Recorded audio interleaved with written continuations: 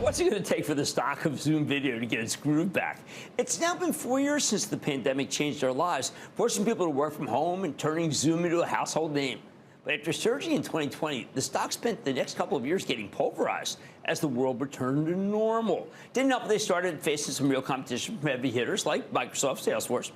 For the last year, this stock's been bouncing around between the low 60s and the mid 70s. But last night, Zoom reported a terrific quarter, a sizable top and bottom line beat, and a strong full-year earnings forecast, even as the revenue guidance came in a tad light. On top of that, management rolled out a $1.5 billion buyback, which is pretty significant for a $20 billion company. No wonder the stock shot up 8% today. So could this be the beginning of a turnaround? Hey, let's check in with Kelly Steckelberg. She's the CFO of Zoom Video Communications to get a better read on the quarter and what comes next. Ms. Steckelberg, welcome back to Mad Money.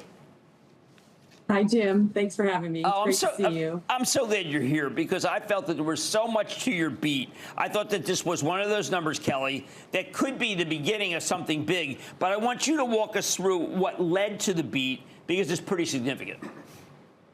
Yeah, so we were very pleased with our Q4 results. As you highlighted, we announced revenue of a little bit over $1.14 billion, which was ahead of our guidance. We also had very strong operating margins of 38.7%. And our free cash flow was up over 80% year over year at $333 million. And that was a result of a lot of hard work this year, focusing on expanding the platform, momentum in Zoom Phone.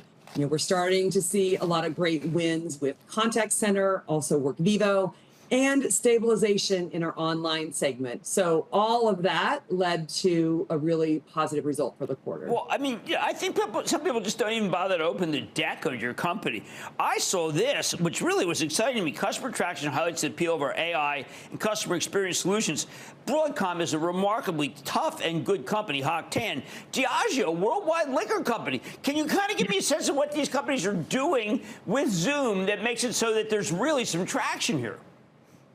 Yeah, so as you said, Broadcom was a brand new customer win for the quarter, so thrilled to have them joining the Zoom family. They bought our Zoom One bundle, which includes not only meetings, but also team chat and phone. So I think what they recognize is the total cost of ownership coupled with the amazing ease of use and reliability you get from the platform. And as you mentioned, they're very focused on total cost of ownership, so this is a great solution for them.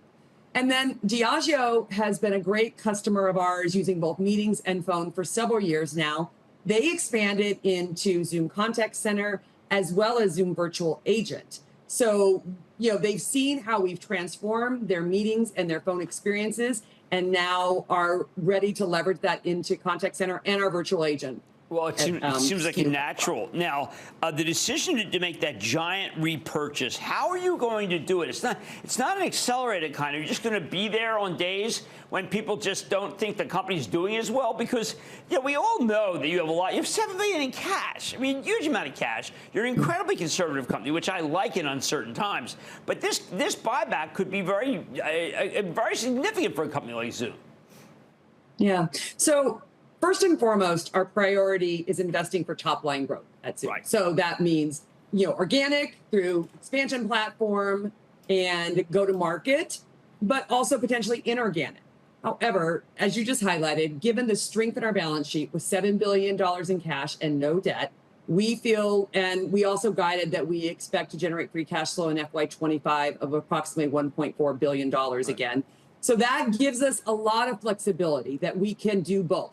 Meaning we can continue to look for opportunities to either accelerate development through tech tuck-ins or do potentially something more transformative, while also now providing returns to our shareholders by executing this buyback. And as you said, it will be done in a very measured way throughout the year. We will look for opportunities. We set up a buying program every quarter. So we look at where the market conditions are, and that's how we decide how we're going to execute this through the year. Now, Kelly, you did use the word transformative. You're telling me if something really big came along, you might want to use some of that cash hoard to make your company more relevant, say for AI at this point, something like that?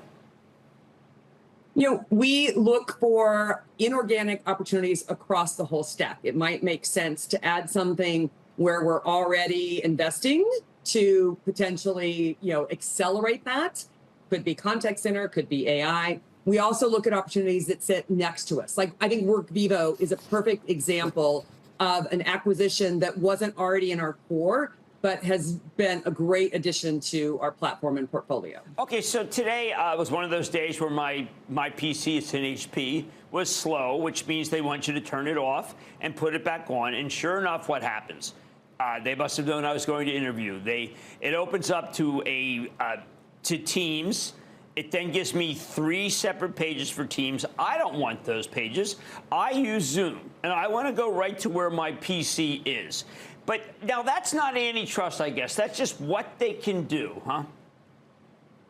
Yeah. So what we hear from our customers all the time is they love Zoom, right? They want to use Zoom. As you just indicated, you're one of those. Nobody loves Teams. They get sort of forced into this situation sometimes based on other decisions. But we're really focused on continuing to provide a platform that provides limitless human connection. And by continuing to innovate and provide great products to our customers at an amazing total cost of ownership. And by that way, we're just going to continue to solidify their love. All right. Well, the most important reason why I use Zoom and many others, it started with remote work. What is the state of remote work in this country right now? Yeah, so we have customers that are fully remote still. They've chosen that as a way of working because of the flexibility it provides to their customers and frankly, potentially on the savings that they're seeing, they've made it work. All the way we have customers that are fully back in the office, and then a lot that are somewhere in between in a hybrid or potentially a structured hybrid approach. The great thing is that Zoom has tools to support them no matter where they are in that work journey. We have, of course, the meetings platform that everyone has known to grow and love. We expanded with phone, with contact center, and then we have an amazing rooms and events offerings as well. We also have expanded recently into like workspace reservation so that you can reserve your desk in the office and we know you're coming in for lunch, for example. So really working on expanding a platform that meets these customers no matter how they're embracing their employees' work style. Well, I got to tell you, Kelly, first of all, I'm thrilled you came on today because this was a very positive day for Zoom. Second, I listened to all those things, and I think people have to refresh their view of Zoom. They look at some 2% revenue growth number versus, say, 17 for Workday, and they decide that that's the future. Maybe that's the past. I think there's a lot of good things happening here, and I'm thrilled that Kelly Steckelberg, Zoom Video CFO, came on the show. And I always enjoy talking to you. Thank you. Thank you, Jim. It was great to see you. Absolutely. Mad Money's back after the break. Coming up, own it, don't trade it, but do chart it. Cramer checks in on Apple's trajectory next. Don't miss a second of Mad Money. Follow @Jim Cramer on X. Have a question? Tweet Cramer. #MadMentions. Send Jim an email to madmoney@cnbc.com or give us a call at 1-800-743-CNBC. Miss something? Head to madmoney.cnbc.com.